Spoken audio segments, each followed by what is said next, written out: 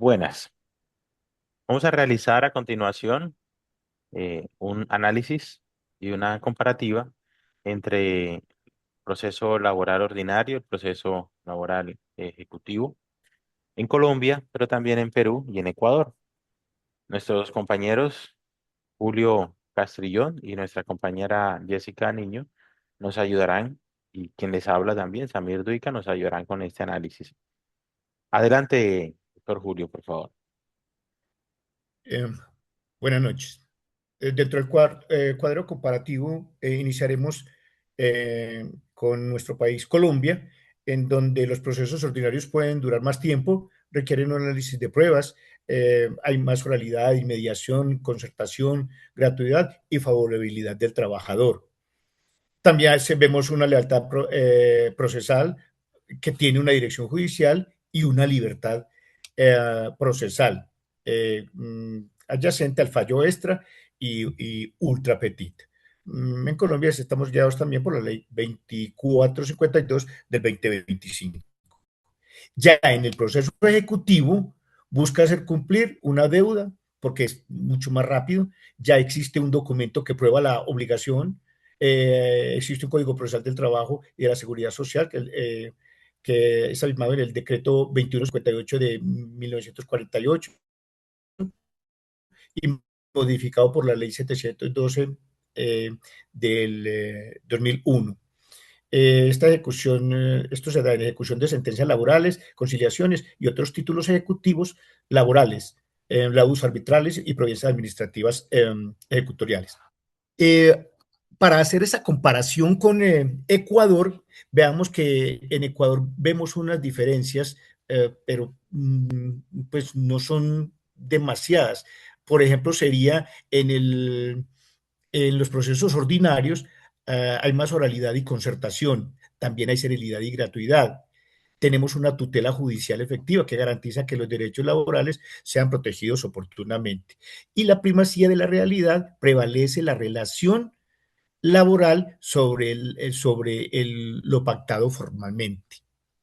Lo que cambia totalmente en los procesos ejecutivos del Ecuador, en donde se requiere un título ejecutivo. eh, Sabemos que la competencia es de un juez laboral, conforme al Código Orgánico General de los Procesos de Ecuador, y se busca garantizar la tutela también efectiva.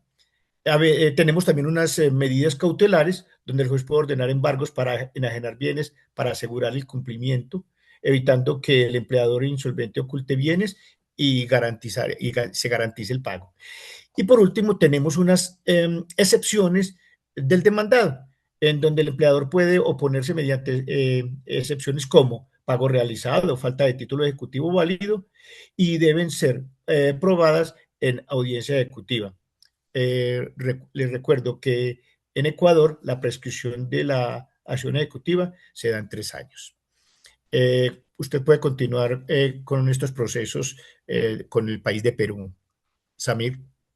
Gracias, doctor Julio. Bueno, en Perú hablamos dentro del proceso ordinario y una protección al trabajador, pues se reconoce la desigualdad estructural frente al empleador y se otorgan ventajas compensatorias para el empleado, ¿no?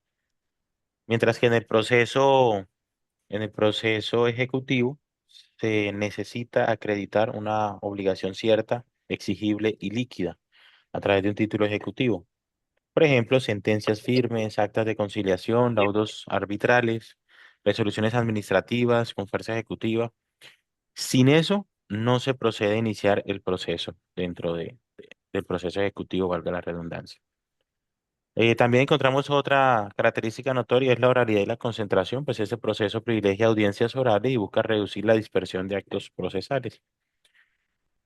También, dentro del proceso ordinario, hablamos de la celeridad y la economía procesal, pues se promueve la resolución rápida de conflictos laborales. Un aspecto a destacar es su gratuidad. El acceso al proceso laboral es gratuito para el trabajador. Y otro aspecto relevante es la primacía de la realidad, pues se privilegia la realidad de la relación laboral sobre las formas o documentos. Esto en cuanto a los procesos ordinarios. Cuando hablamos de los procesos ejecutivos, entonces necesitamos, por ejemplo, una demanda ejecutiva.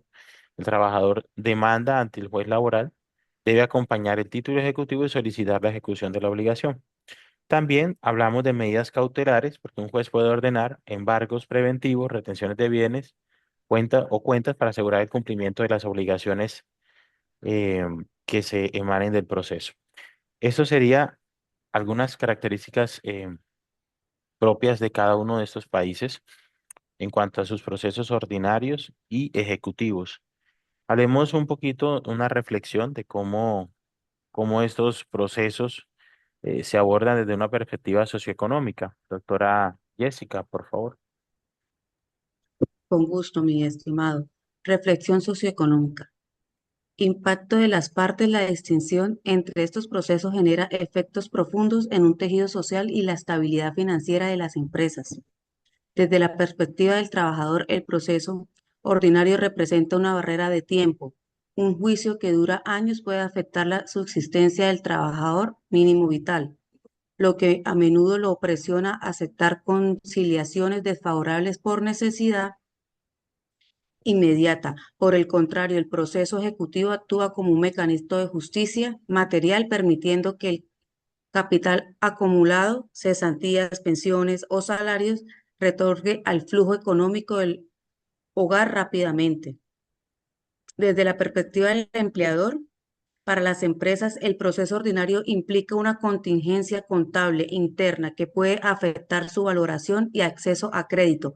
Sin embargo, el proceso ejecutivo es el riesgo más crítico a nivel de liquidez. Un embargo preventivo puede paralizar la operación, afectando el cumplimiento de otros proveedores o el pago de nóminas actuales, creando un efecto dominó de insolvencia. La eficacia de la justicia laboral no reside solo en la sentencia, sino la prontitud con la que el derecho declarado se transforma en un recurso tangible como el ciudadano. Lo puede decir la Corte Constitucional, sentencia de tutela 012 del 2018. Muchas gracias, doctora Jessica. Esto es a grandes rasgos los elementos claves que hemos identificado. Dentro del trabajo que anexamos a este video, vamos a encontrar algunos elementos definitorios de los procesos, como por ejemplo su objetivo, las etapas principales, los plazos y términos, requisitos y títulos.